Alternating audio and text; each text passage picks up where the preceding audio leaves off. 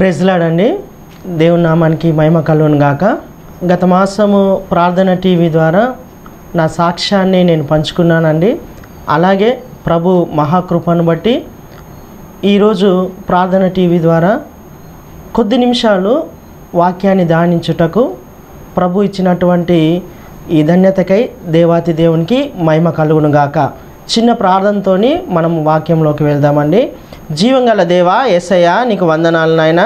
తండ్రి, నీకు వందనాలు, వేలాది కృతజ్ఞత స్తుతులు స్తోత్రాలు చెల్లించుకుంటున్నాను ప్రభువా.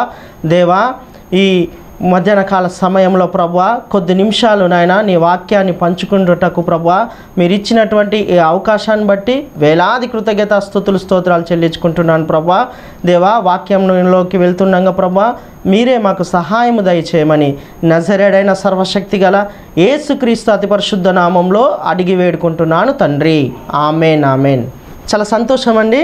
మరొకసారి ప్రార్థన టీవీ వీక్షిస్తున్న ప్రేక్షకులకి ఈ మధ్యాహ్న కాల సమయంలో కొన్ని మాటలు మనము పరిశుద్ధ గ్రంథంలో ధ్యానించుకుందామండి.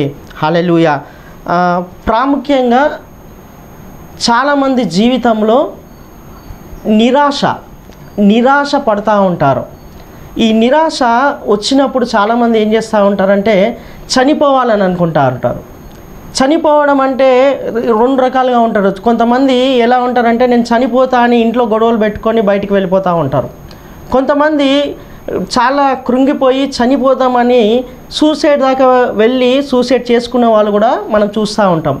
మన జీవితంలో మనకు వచ్చినటువంటి చాలా సమస్యలను బట్టి కానీ, అలాగే ఒడిదుడుకులను బట్టి కానీ, ఒత్తిళ్లను బట్టి కానీ చనిపోవాలని అనుకుంటూ ఉంటాం. నా జీవితంలో కూడా నేను కూడా 2 సార్లు చనిపోవాలని అనుకున్నాను. కానీ దేవుని వైపు చూసినప్పుడు, దేవుని కృపను ఆశ్రయించినప్పుడు జీవితము ముందుకు కొనసాగింది. హల్లెలూయా. అలాగే ఈ చనిపోవడము చాలామంది నిరాశలో ఉండి చనిపోయి వాళ్ళ జీవితాలను సూసైడ్ మార్గంలోకి వెళ్ళిపోతూ ఉన్నారు. కానీ పరిశుద్ధ గ్రంథంలో చాలామంది భక్తులు కూడా నిరాశకు చెంది చనిపోవాలని కూడా అనుకున్న వాళ్ళే. కానీ దానిలో కొంతమంది భక్తులు ప్రభుని ఆశ్రయించి ఆయన కృపను పొందుకొని ముందుకు కొనసాగించారు. నిజంగా పరిశుద్ధ గ్రంథము మనకు ఒక రోల్ మోడల్. అంటే ఒక్కొక్క వ్యక్తిని వారి జీవితాన్ని పరిశుద్ధ గ్రంథంలో దేవుడు ఉంచి వాళ్ళ నుంచి మనకు పాఠాలు నేర్పించారు. అలాగే మనము ఈ మధ్యాహ్న కాల సమయంలో మనము ఒక వ్యక్తి గురించి ధ్యానిద్దామండి. నిజంగా ఆ వ్యక్తి గురించి మనం ధ్యానిస్తూ ఉంటే నేను కూడా అంటే ఆ వ్యక్తి పట్ల దేవుడు చూపిస్తున్నటువంటి ప్రేమ కానీ, కృప కానీ, ఆ వ్యక్తిని ఎలా నిలబెట్టాడు, ఆయన నిరాశలోకి వెళ్ళిపోయి దేవుణ్ణి ఆశ్రయించి ఆ కృపను పొందుకొని బతికినటువంటి వ్యక్తి. నిజంగా ఆ వ్యక్తి జీవితంలో మనం చూసుకున్నట్లయితే మనం కూడా దేవుని దగ్గరికి వెళ్ళి 5 మందిలో దేవా 5 మందిలో నీకు ఎవరంటే చాలా ఇష్టమో అని అడిగినప్పుడు దేవుడు నిఖచ్చితంగా అతని పేరు చెప్తాడు. అతని పేరు నా హృదయానుసారుడు అన్నాడు పరిశుద్ధ గ్రంథంలో. అతను ఎవరో కాదండి, దావీదు గారు. మనకందరికీ తెలిసినటువంటి వ్యక్తి దావీదు గారు. నిజంగా దావీదు జీవితం గురించి మనం చూసుకున్నట్లయితే చిన్ననాటి నుంచి కూడా ఆయన చాలా ఒత్తిళ్లకు గురై నిరాశపడినటువంటి వ్యక్తే. గొర్రెలు కాస్తూ ఉన్నటువంటి వ్యక్తి అయినా కానీ యెహోవా దేవుడు దర్శించి దేవుడు ఆయన పట్ల ఉంచినటువంటి ఉద్దేశాలు, నిర్ణయాలు తగిన సమయంలో దేవుడు అతనికి నెరవేర్చినటువంటి వ్యక్తి. అలాంటి వ్యక్తి గురించి మనము ఈ మధ్యాహ్న కాల సమయంలో కొన్ని విషయాలు ధ్యానించుకుందామండి. దావీదు జీవితం మనం చూసుకున్నట్లయితే ఇశ్రాయేలు ప్రజలకి 17 యుద్ధాలు చేసి ఇశ్రాయేలు ప్రజలని మందిరానికి నడిపించినటువంటి వ్యక్తి. 40 సంవత్సరాలు ఇశ్రాయేలు ప్రజలను కాపాడినటువంటి వ్యక్తి. 40 సంవత్సరాలు ఇశ్రాయేలు ప్రజలని పరిపాలించినటువంటి వ్యక్తి. ఈ దావీదు జీవితంలో కూడా ఆయన కూడా నిరాశలో పడిపోయినటువంటి వ్యక్తి. నిరాశలో పడిపోయి దేవుణ్ణి ఆశ్రయించి ఆయన కృపను పొందుకొని నిరీక్షణలోకి వెళ్ళి ఆశతో బతికినటువంటి వ్యక్తి. నిజంగా దావీదు జీవితము మనకు ఎంత ధ్యానించినా కూడా ఎప్పుడూ కొత్తగానే ఉంటుందండి. అలాంటి దావీదు జీవితంలో మనం చూసుకున్నట్లయితే దావీదు ఆయన రాజ్యంలో ఆయన రాజ్య పరిపాలన చేస్తున్న సమయంలో దాదాపు దావీదు చిన్నప్పటి నుంచి దాదాపు 50-52 సంవత్సరాల వరకు మంచిగా బ్రతికున్నటువంటి వ్యక్తి, మంచి పరిపాలన ఇశ్రాయేలు ప్రజలకు ఇచ్చినటువంటి వ్యక్తి. కానీ ఎప్పుడైతే 52-53 సంవత్సరాలు వచ్చిన తర్వాత ఆయన కూడా పడిపోయాడు. ఒకానొక సందర్భంలో దావీదు యుద్ధానికి వెళ్ళకుండా పైన మేడపైన ఉంటూ తిరుగుతూ ఉంటూ చూడరాని కన్నులు ఒక స్త్రీని చూసి ఆమెని పిలిపించుకొని ఆమెతో వ్యభిచారం చేసి పాపంలో పడిపోయినటువంటి వ్యక్తి. కొన్ని దినములైన తర్వాత ఆ స్త్రీ వచ్చి నాకు కన్సీవ్ అయింది, ప్రెగ్నెంట్ అయ్యాను అని రాజు దగ్గర చెప్పినప్పుడు రాజు నీ భర్త ఎక్కడ ఉన్నాడు అన్నప్పుడు నా భర్త సైన్యంలో ఉన్నారు, యుద్ధంలో ఉన్నారని సెలవిచ్చినప్పుడు దావీదు ఏం చేస్తాడంటే వర్తమానం పంపించి తన భర్త అయినటువంటి బెత్షెబా అయినటువంటి ఆయనని పిలిపించి ఆయనతో మాట్లాడి నువ్వు యుద్ధానికి వెళ్లకుండా నీ భార్యతో ఉండు అని చెప్తాడు. కానీ ఆయన యుద్ధం జరుగుతుంది, నేను అక్కడే వెళ్తానని చెప్పి ఆయన వెళ్ళిపోతాడు. అక్కడ వెళ్ళిన తర్వాత దావీదు సైన్యాధిపతికి వర్తమానం పంపించి అతన్ని చంపేస్తాడు. ఇది చంపేసిన తర్వాత ఒకరోజు బెత్షెబా మళ్ళీ నా భర్త చనిపోయాడు, నేను కన్సీవ్ అయ్యాను, నాకు ఎలా ఏంటి ఎవరు అని అన్నప్పుడు దావీదు పెద్దల మధ్యలో అంతా మాట్లాడి ఆమెను పెళ్లి చేసుకుంటాడు. పెళ్లి చేసుకున్న తర్వాత బెత్షెబా కడుపులో ఒక బాబు జన్మిస్తాడు. కానీ ఆ బాబు జబ్బు కలిగినటువంటి వాడు. అయితే దావీదు ఉపవాసంతో ప్రార్థన చేస్తూ ఉంటాడు. ప్రార్థన చేసినప్పుడు బాబు బతకడానికి కోసం చాలా ప్రార్థన చేస్తూ ఉంటాడు. కానీ ఆయన చనిపోవడం జరుగుతుంది. అక్కడి నుంచి దావీదు జీవితము ఎలా అంటే పతనానికి గురవుతూ ఉంటుంది. ఎందుకంటే పాపం చేశాడు కాబట్టి, దేవుడికి అయిష్టంగా ఉన్నాడు కాబట్టి, హృదయానుసారుడు అన్నటువంటి దేవుడికి ఆయన పాపంలోకి పడిపోయాడు. అక్కడి నుంచి మనం స్టోరీ చూసుకున్నట్లయితే దావీదు జీవితంలో ఒకానొక దినంలో ఒక వ్యక్తి వచ్చి చెప్తా ఉంటాడు. ఏమని చెప్తా ఉంటాడంటే దావీదు మహారాజా నీ కుమారుడిని చంపేశారు అని చెప్తా ఉంటారు. ఎవరు చంపేశారు అంటే అబ్షలోము సొంత తమ్ముడిని చంపేస్తూ ఉంటాడు.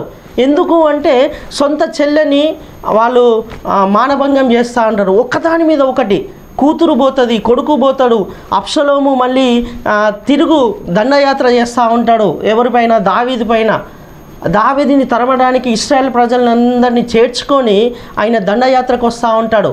ఈ సమయంలో దావీదు ప్రజలు తిరస్కరిస్తూ ఉంటారు. ఇశ్రాయేల్ ప్రజలు నువ్వు మాకు రాజు అవసరం లేదని తృణీకరిస్తూ ఉంటారు. సొంత కొడుకు చంపడానికి వస్తూ ఉంటాడు. సొంత భార్య అనుమానం పడుతూ ఉంటుంది. ఇలాంటి సందర్భంలో దావీదు పారిపోవాల్సిన పరిస్థితి వస్తుంది. అలాంటి సమయంలో దావీదుతో పాటు దావీదుతో ఉన్నటువంటి కొంతమంది వ్యక్తులు యోర్దాను నది గుండా అరణ్యములో ప్రయాణిస్తూ హెర్మోను కొండ ప్రాంతానికి వాళ్ళు వెళ్తారండి. హెర్మోను కొండ ప్రాంతానికి వెళ్ళిన తర్వాత దావీదు అక్కడ అటు ఇటు తిరుగుతూ ఏంటి నా పరిస్థితి ఇలా అయిపోయింది అని చాలా నిరాశలోకి వెళ్ళిపోతాడు. చాలా కృంగిపోతూ ఉంటాడు. అలాంటి సమయంలో అక్కడ ఒక గెస్ట్ హౌస్ లాగా ఒక ఇల్లు ఉంటుంది, ఒక ధనికు ఉంది. అతను మీరు మా గెస్ట్ హౌస్లో ఉండాలని అతను చెప్తా ఉంటాడు. చెప్పినప్పుడు దావీదు ఆ గృహంలోకి వెళ్ళినప్పుడు అప్పుడు దేవుని దగ్గర ప్రార్థిస్తే దేవుడు దావీదుని బలపరుస్తూ ఉంటాడు. నిరాశలో ఉన్న వ్యక్తిని నిరీక్షణలోకి నడిపించి ఆశతో బ్రతికింపజేస్తూ ఉంటాడు. ఆ సందర్భంలో హెర్మోను కొండ ప్రాంతంలో దావీదు అటు ఇటు తిరిగినప్పుడు, దేవుడు దర్శించినప్పుడు, దేవుడు దావీదుని బలపరిచినప్పుడు దావీదు ఒక కీర్తన రాశాడు. ఆ కీర్తన మనం చూసుకున్నట్లయితే 42వ కీర్తన. చాలామంది కీర్తన కోరహావు కుమారులు రాశారు అంటారు. కానీ నిజంగా ఇది దావీదు రాశాడు. కోరాహు కుమారులు ఎవరు అంటే సంఖ్యాకాండంలో 16వ అధ్యాయంలో కనిపించినటువంటి వ్యక్తి. ఈయన దేవునికి కోపము తెప్పించాడు కాబట్టి దేవుడు అతన్ని చంపేస్తాడు. కానీ అతని కుమారులకు మంచి పాటలకు వాయిద్యాలు వాయించేది, మ్యూజిక్ ఇచ్చే తత్వాన్ని అక్కడి నుంచే వచ్చారు. అంటే ఒక క్వైర్ టీమ్గా పనిచేస్తూ ఉంటారు వాళ్ళు. ఈ కీర్తనకి 42వ కీర్తనకి రచించింది దావీదే, కానీ మ్యూజిక్ అంటే ఇచ్చినటువంటి వాళ్ళు కోరహావు కుమారులు. అందుకే మనము ఈ మధ్యాహ్న కాల సమయంలో దావీదు రచించినటువంటి 42వ కీర్తన అంటే నిరాశలో ఉన్నప్పుడు దావీదు ఎలా కృపని పొందుకొని ఎలా నిరీక్షణలోకి వెళ్ళి ఆశతో బ్రతకాడనేది ఈ 42వ కీర్తనలో రాయబడ్డదండి. ఈ మధ్యాహ్న కాల సమయంలో ఈ కీర్తన గ్రంథము 42వ కీర్తనలో 11 వచనాలు ఉన్నాయి. మనం అన్నీ కాదు కానీ కొన్ని వచనాలు ధ్యానించుకుందామండి. 42వ కీర్తన 1వ వచనం అండి చదువుతున్నాను. దుప్పి నీటి వాగుల కొరకు ఆశపడుతున్నట్లు దేవా నీ కొరకు నా ప్రాణము ఆశపడుచున్నది. నా ప్రాణము దేవుని కొరకు తృష్ణగొనుచున్నది, జీవం గల దేవుని కొరకు తృష్ణగొనుచున్నది. దేవుని సన్నిధికి నేను ఎప్పుడు వచ్చేదనని, ఆయన సన్నిధిని నేను ఎప్పుడు కనబడదనని. ఇక్కడ చూసినట్లయితే దావీదు రాస్తా ఉన్నాడు దుప్పి గురించి. దుప్పి నీటి వాగుల కొరకు ఎలా అయితే ఆశపడుతుందో దావీదు అంట ఆయన కొరకు ఆశపడుతున్నాడంట. దుప్పి పులులు సింహాలు తరిమినప్పుడు దానికి దాహం వేస్తూ ఉంటుంది, వాటర్ కావాలి, ఆ నీళ్ళ కోసం వెళ్తూ ఉంటుంది. ఆ నీళ్ళ కోసం ఎంత ఆశగా వెళ్తుందో దావీదు కూడా ఏమంటున్నాడంటే నేను దుప్పి నీటి వాగుల కొరకు ఎలా అయితే ఆశపడుతుందో దేవా నేను నీ కొరకు ఆశపడుతున్నానని రాస్తా ఉన్నాడు. నిజంగా మనం కూడా మన జీవితంలో చాలాసార్లు నిరాశలో ఉంటాము. ఎవరికి చెప్పుకోలేనటువంటి బాధ ఉంటుంది. పైకి బాగా కనిపిస్తూ ఉంటాము, నవ్వు ప్రదర్శిస్తూ ఉంటాము, కానీ లోపల మనం ఎట్లా ఉంటామంటే కృంగిపోయి ఉంటాము, కృషించిపోయి ఉంటాము, నిరాశతో ఉంటాము. పైకేమో చాలా మనకు నవ్వుతోని అందరితోని మంచిగా నడుచుకుంటూ ఉంటాము, కానీ లోన బాధ ఎవరికి చెప్పుకోలేము. లోన పడుతున్నటువంటి బాధ కానీ వేదన కానీ ఎవరికి చెప్పుకోలేము, కవర్ చేస్తూ ఉంటాము. దావీదు కూడా అలానే ఎలా ఉన్నాడంటే చూడడానికి ఎలా ఉందంటే ఇశ్రాయేలు రాజ్యము 40 సంవత్సరాలు పరిపాలించినటువంటి రాజు, 17 యుద్ధాలు జయకరంగా జయించి ఇశ్రాయేలు ప్రజలను నడిపించినటువంటి రాజు. కానీ ఇక్కడ ఎలా ఉంటుందంటే ఆయన చాలా కృంగిపోతూ ఉన్నాడు, నిరాశలో ఉన్నాడు. ఆయన ప్రాణము దేవుణ్ణి తృష్ణగొనుతూ ఉన్నది. మన జీవితంలో కూడా మనము చాలా కృంగిపోయినటువంటి సిచ్యువేషన్లో ఎవరన్నా మాట్లాడతారా, ఎవరన్నా మనకు ఆదరిస్తారా, ఎవరన్నా ప్రేమగా మాట్లాడతారా అని చూస్తూ ఉంటాము. నిరాశ అది ఎక్కడికి తీసుకెళ్తుందంటే సూసైడ్ దాకా తీసుకెళ్తూ ఉంటుంది. దావీదు జీవితంలో ఆయన దుప్పిని ఎగ్జాంపుల్గా తీసుకొని ఇక్కడ రాస్తున్నటువంటి మాట, దుప్పి నీటి వాగుల కొరకు ఎలా ఆశపడుతున్నదో దేవా నా ప్రాణము నీ కొరకు ఆశపడుతున్నది అని బ్యూటిఫుల్గా రాస్తా ఉన్నాడండి. అలాగే మనం 3వ వచనం చూసుకున్నట్లయితే నీ దేవుడు ఏమాయను వారు నిత్యము నాతో అనుచున్నగా రాత్రింబగలు నా కన్నీళ్ళు నాకు అన్నపానములాయను. కన్నీళ్ళంట అన్నపానములయ్యాయంట దావీదుకు. మన జీవితంలో కూడా అలానే ఉంటాయి కన్నీళ్ళు. చూడండి చాలామంది ఎగ్జాంపుల్ ఎవరినైనా కొడితే వాడు బాధపడతాడు, ఏడుస్తాడు, దెబ్బలు తగిలినోడు. అలాగే కొంతమంది ఏడుపు రావాలంటే కొంతమందికి ఎవరు కొట్టకపోయినా ఏడుపు వస్తుంది. చాలామంది మనం స్త్రీలను గమనిస్తూ ఉంటాము, ఇంట్లో వంట చేస్తూ అటు ఇటు పని చేస్తూ ఏడుస్తూ ఉంటాడు, దుఃఖం లోపల నుంచి వస్తూ ఉంటుంది, కన్నీళ్ళుగా వస్తూ ఉంటుంది. ఎవరు కొట్టరు వాళ్ళని, కానీ వాళ్ళ దుఃఖము కన్నీళ్ళ రూపంలో బయటికి వస్తూ ఉంటుంది. మనకు కూడా చాలాసార్లు నాకు కూడా చాలాసార్లు దుఃఖం వస్తూ ఉంటుంది. ఎందుకు అంటే ఎవ్వరు మనల్ని ఏమన్నారు కానీ లోన ఉన్నటువంటి ఆ బాధ కన్నీళ్ళుగా బయటకు వస్తూ ఉంటుంది. ఇక్కడ దావీదు ఏమంటున్నాడంటే రాత్రింబగలు నా కన్నీళ్ళు నాకు అన్నపానములయ్యాను. దావీదు ఆయన కన్నీళ్ళంట ఆయనకు అన్నపానములయ్యాయంట. ఎందుకు? ఇంత పెద్ద రాజు, 40 సంవత్సరాలు ఇశ్రాయేలు ప్రజలను పరిపాలించినటువంటి రాజు, 17 యుద్ధాలు చేసినటువంటి రాజు, ఇశ్రాయేలు ప్రజలను పరిపాలిస్తూ మంచి మార్గంలో నడిపించినటువంటి రాజు, ఆ ప్రజలు ఆయనను తృణీకరించేసరికి ఆయన కన్నీళ్ళు అన్నపానములు అవుతున్నాయంట, రాత్రింబగలు కన్నీళ్ళు వస్తున్నాయంట. చూడండి కన్నీళ్ళు అన్నపానములు ఎలా అవుతాయంటే కంటి నుంచి కన్నీళ్ళు మనకు కారి ఇక్కడ ముక్కు చివరికి వస్తూ ఉంటుంది, ఇక్కడ నుంచి కొంచెం ముందుకు వచ్చి పెదవి మీదకి కారుతూ ఉంటాయి కన్నీళ్ళు. అప్పుడు మనం నాలుకతోని ఆ కన్నీళ్లను ఇలా లాగేస్తాము. లాగినప్పుడు అది ఉప్పగా చేదుగా ఉంటుంది. చాలామంది కూడా అనుకోకుండా అలా జరుగుతూ ఉంటుంది. చాలామంది కూడా కన్నీళ్ళు అన్నపానములు అయినాయి అంటే చూడండి, ఆ కన్నీళ్లను మనము ఎప్పుడైతే నాలుకతో అన్నామో అలాగే అవి రాత్రింబగలు కన్నీళ్ళు వస్తూ ఉంటే దావీదుకు అవి అన్నపానములుగా మార్చబడ్డాయి అంట. అందుకే బ్యూటిఫుల్గా రాస్తూ ఉన్నాడు 42వ కీర్తనలో, నా రాత్రింబగలు నా కన్నీళ్ళు నాకు అన్నపానములయ్యాను అని చెప్పి ఇక్కడ రాస్తూ ఉన్నాడు. మన జీవితంలో కూడా మనము నిరాశలో ఉన్నప్పుడు మనకు కన్నీళ్ళే వస్తూ ఉంటాయి. కన్నీళ్ళు మనకు కూడా రాత్రింబగలు అన్నపానములుగా ఉంటాయి. హల్లెలూయా. అదే రాస్తూ ఉన్నాడు దావీదు ఇక్కడ. అలాగే మనం చూసుకున్నట్లయితే 4వ వచనము మనం చూసుకున్నట్లయితే, జన సమూహముతో పండుగ చేయుచున్న సమూహముతో నేను వెళ్ళిన సంగతిని సంతోషము కలిగి స్తోత్రములు చెల్లించుచు నేను దేవుని మందిరమునకు వారిని నడిపించిన సంగతిని జ్ఞాపకము చేసుకొనగా నా ప్రాణములో నాలో కరిగిపోచున్నది. 4వ వచనంలో రాస్తా ఉన్నాడు. ఏమని రాస్తా ఉన్నాడంటే, దేవుని మందిరానికి వాళ్ళని నడిపించాడు, ఇశ్రాయేలు ప్రజలని నడిపించినా కూడా ఆయన ప్రాణము బాధపడతా ఉందంట, కృంగిపోయి ఉన్నదంట. చూడండి, ఆయన చేసింది మంచి పనే. ఇశ్రాయేలు ప్రజలని మందిరానికి నడిపించి పండుగ చేసుకోవడానికి పంపించినటువంటి వ్యక్తి.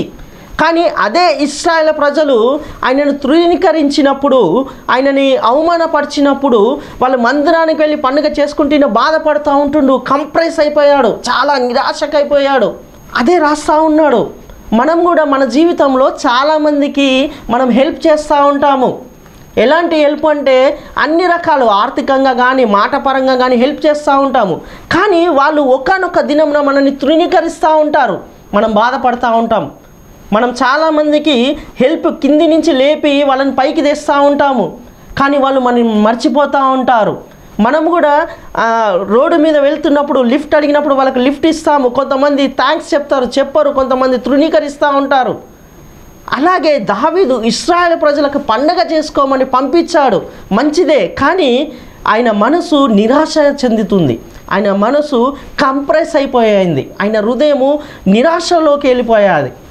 అలాగే 5వ వచనం తర్వాత చదువుకుందామండి. 6వ వచనం చూసుకున్నట్లయితే, నా దేవా, నా ప్రాణము నాలో కృంగి ఉన్నది కావున యోర్దాను ప్రదేశము నుండి హెర్మోను పర్వతము నుండి మీసారు కొండ నుండి నేను నిన్ను జ్ఞాపకము చేసుకుంటున్నాను. నీ జల ప్రవాహధారలు ధ్వని విని కరుడున పిలుచుచున్నది. నీ అలలన్నీయు నీ తరంగములన్నీయు నా మీదగా పొర్లి పారుచున్నవి. చూడండి, దావీదు రాస్తా ఉన్నాడు ఇక్కడ. ఏమని రాస్తా ఉన్నాడంటే, నా దేవా, నా ప్రాణము కృంగి ఉన్నది కావున యోర్దాను ప్రదేశము నుండి హెర్మోను పర్వతము నుండి మీసారు కొండ నుండి అని రాస్తా ఉన్నాడు. చూడండి, దావీదు ఎక్కడున్నాడంటే హెర్మోను కొండ పైన ఉన్నాడు. ఈ హెర్మోను కొండ కింది నుంచి యోర్దాను నది పైకి ప్రవహిస్తూ ఉంటుంది. పైకి ప్రవహించి కిందికి వస్తూ ఉంటుంది. కిందికి వచ్చినప్పుడు కింద ఏముంటుందంటే మృత సముద్రం ఉంటుంది. ఏముంటుందంటే మృత సముద్రం. మృత సముద్రంలో ఏ జీవి కూడా బతకదు. మృత సముద్రంలో చిన్న చేప నుంచి కానీ ఏది కూడా బతకదు. ఏది యోర్దాన్లో ఉన్నటువంటి ఏవైతే జీవులు మృత సముద్రానికి వస్తాయో అవి చచ్చిపోతాయి. మృత సముద్రం అంటే ఏవి కూడా జీవింపలేని అలాంటి మృత సముద్రంలో ఇక్కడ దావీదు ఏమంటున్నాడంటే, నీ జల ప్రవాహధారల ధ్వని విని కరుడున పిలుచుచున్నది.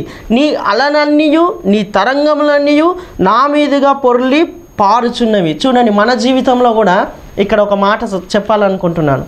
మన జీవితంలో కూడా చాలామంది ఏమంటారంటే, సమస్యలు వచ్చినప్పుడు, అరే అన్ని సమస్యలు ఒక్కసారే వచ్చినాయిరా, అందరు ఇంట్లో మంచాన ఒక్కసారే పడ్డారా, అందరు అప్పులలో నా మీద ఒక్కసారే పడ్డారా, అన్ని జబ్బులు మా ఇంట్లోనే ఉన్నాయరా అని మనం మాట్లాడుతూ ఉంటాం.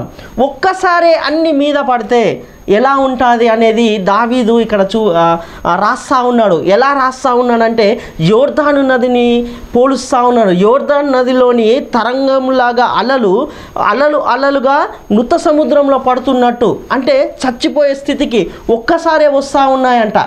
మన జీవితంలో కూడా అప్పులోళ్ళందరూ ఒకేసారి పడ్డారు, జబ్బులన్నీ ఒకేసారి వచ్చాయి, ఇంట్లో ఎవరికి బాగలేదు, ఏంటి నా పరిస్థితి అని అనుకుంటూ ఉంటాము. అదే బ్యూటిఫుల్గా దావీదు రాస్తా ఉన్నాడు ఈ కీర్తనలో. నీ తరంగములన్నీ నా మీదుగా పొర్లి పారుచున్నవి అని చెప్పి రాస్తా ఉన్నాడు. అలాగే 8వ వచనం మనం చూసుకున్నట్లయితే ఆయన పగటి వేళ యెహోవా తన కృపను కలుగును ఆజ్ఞాపించుచు రాత్రి వేళ ఆయన గూర్చి కీర్తనను నా జీవదాత అయిన దేవుని గూర్చి ప్రార్థనను నాకు తోడుగా ఉండును.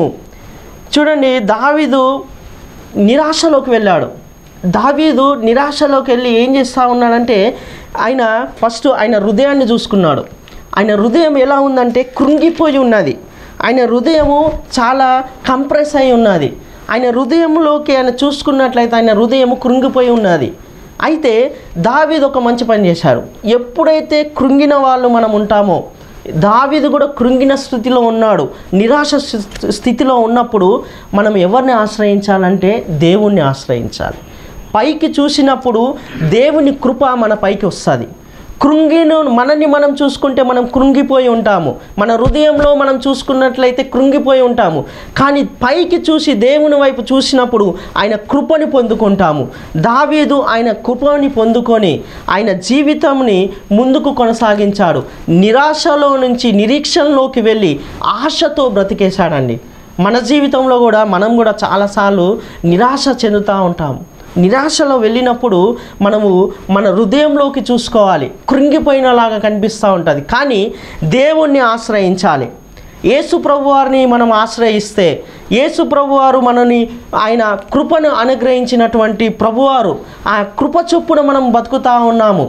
చూడండి, ప్రభువారు ఆయన సిలువ వేసే టైంలో ఆయనని తీసుకొచ్చినప్పుడు 39 కొరడా దెబ్బలు భరించినటువంటి వ్యక్తి ప్రభువారు. 39 కొరడాలు కొట్టి ఆయన వీపును దున్నబడ్డది. ఆయనను సిలువ ప్రాంతానికి తీసుకెళ్ళి సిలువ వేసి 2 చేతులకు మేకులు, కాళ్ళకు మేకులు కొట్టి ఆయనని వాటర్ కావాలి అంటే కూడా ఆయనను చిరకతోని ఆ వాటర్ అందించి ఇబ్బంది పెట్టారు. కానీ అలాంటి సమయంలో కూడా, రక్తం కారుతున్నటువంటి సమయంలో కూడా ప్రభువారు పక్కన అటో పక్కన ఇటో పక్కన 2 దొంగలు ఉంటారు. ఒక దొంగ అంటాడు, వాడు మహా వ్యభిచారి, వాడు కరుడు గట్టినటువంటి వాడు, ఎంతోమందిని మానభంగం చేసినటువంటి వ్యక్తి. కానీ ఆ సమయంలో ప్రభువారిని ఒక మాట మాట్లాడుతూ అంటాడు. ఏమంటాడంటే, దేవా నీ రాజ్యం వచ్చినప్పుడు నీ రాజ్యంలో నన్ను జ్ఞాపకం చేసుకో అంటాడు. యేసు ప్రభువారు అనవచ్చు, 2 మాటలు అనొచ్చు. ఎలా అంటే, ఒకటి మాట, అరే నీచుడు, నువ్వు నికృష్టుడివి, నిన్ను నేనేం జ్ఞాపకం చేసుకోవాలని అనొచ్చు. ఇంకో మాట అనొచ్చు, నువ్వు దొంగవి, నువ్వు చాలామందిని ఇలా హింసించావు, చాలామందిని పాడు చేశావు, నిన్ను జ్ఞాపకం చేసుకోవడం ఏంటి, చీపో అనొచ్చు. కానీ ప్రభు ఏమన్నాడంటే, చూడండి, ఒకే మాట, నీవు కూడా నాతో పాటు పరదేశిలో ఉంటావన్నారు. చూడండి, కృప పొందడం అంటే, చూడండి, కృప పొందడము. అలాంటి సమయంలో కూడా, చచ్చిపోతున్నటువంటి సమయంలో కూడా ప్రభుని ఆయన జ్ఞాపకం చేసుకున్నాడు. మనం కూడా మన జీవితంలో మనము నిరాశలో ఉండి మన హృదయం కృంగిపోయి ఉన్నప్పుడు దావీదు ఎలాగైతే కంప్రెస్ అయ్యాడో, దావీదు ఎలాగైతే నిరాశ చెందాడో, దావీదు జీవితంలో ఎంత నిరాశలో నుండి ఆయన దేవుని వైపు చూసి కృపను పొందుకొని నిరీక్షణలోకి నడిచి ఆశతో బ్రతికేశాడు. నేటి దినమున మనం కూడా చాలామంది నిరాశ వచ్చేసరికి చనిపోవడము, సూసైడ్ చేసుకోవడం చేస్తూ ఉన్నాము. కాదు, ప్రభువుని మనం ఆశ్రయిస్తే, నూతన నిబంధనలో మనం ఉన్నవాళ్ళం, యేసు ప్రభువారి పాదాల దగ్గరికి వస్తే, యేసు ప్రభువారి తట్టు చూస్తే, ప్రభువారిని ఆశ్రయిస్తే, ప్రభువారి వైపు మనం చూస్తే ఆయన కృపను పొందుకుంటాము. ఆయనను కృపను పొందుకొని మనం ముందుకు కొనసాగుతూ ఉంటాము. అట్టి కృప మనకు ప్రభు ఇచ్చాడు. దావీదు జీవితంలో ఈ 42వ కీర్తనలో మీరు ఇంటికి వెళ్ళిన తర్వాత ధ్యానించండి. 42 కీర్తనలో బ్యూటిఫుల్గా దావీదు తన నిరాశలో ఉన్నప్పుడు దేవుణ్ణి ఎలా ఆశ్రయించాడు, ఎలా ముందుకు కొనసాగడాన్ని బ్యూటిఫుల్గా రచించాడండి. నేటి మన జీవితంలో మనము కూడా నిరాశలో నుండి నిరీక్షణలోకి వెళ్ళి ఆశతో బ్రతికేయాలి. అట్టి కృప దేవుడు మనకు అనుగ్రహించునుగాక. ఆమెన్. ఈ వాక్యం దేవుడు దీవించునుగాక. ఆమెన్. చిన్న ప్రార్థన చేసుకుందామండి. జీవంగల దేవా యేసయ్యా నీకు వందనాలు నాయన, గొప్ప దేవా నీకు వందనాలు, వేలాది కృతజ్ఞత స్తుతులు స్తోత్రాలు చెల్లించుకుంటున్నాను ప్రభా. ఈ మధ్యాహ్న కాల సమయంలో నాయన కొద్ది నిమిషాలు నాయన తండ్రి నీ వాక్యముని నాయన ధ్యానిస్తుండగా నాయన మీరు దావీదు జీవితంలో నుంచి మాతో మాట్లాడిన విధానానికే వందనాలు, వేలాది కృతజ్ఞత స్తుతులు స్తోత్రాలు చెల్లించుకుంటున్నాం ప్రభా. అవును తండ్రి, మేము కూడా నిరాశలో ఉన్నామేమో నాయన తండ్రి దేవా, మేము మీ వైపు చూచినప్పుడు నాయన మీ కృప మాకు అనుగ్రహించారు ప్రభా. మీ కృపలో బట్టి ప్రభా మేము నిరాశ నుంచి నిరీక్షణలోకి వెళ్ళి ఆశతో బతుకులాగా నాయన తండ్రి మీరే మాకు సహాయము దయచేయమని ప్రార్థిస్తున్నాను నాయన తండ్రి దేవా. నీకు వందనాలు, వేలాది కృతజ్ఞత స్తుతులు స్తోత్రాలు చెల్లించుకుంటూ నజరేయుడైన సర్వశక్తి గల యేసుక్రీస్తు అతి పరిశుద్ధ నామంలో అడిగి వేడుకుంటున్నాను తండ్రి. Amen amen. థ్యాంక్ యూ అండి. Praise the lord.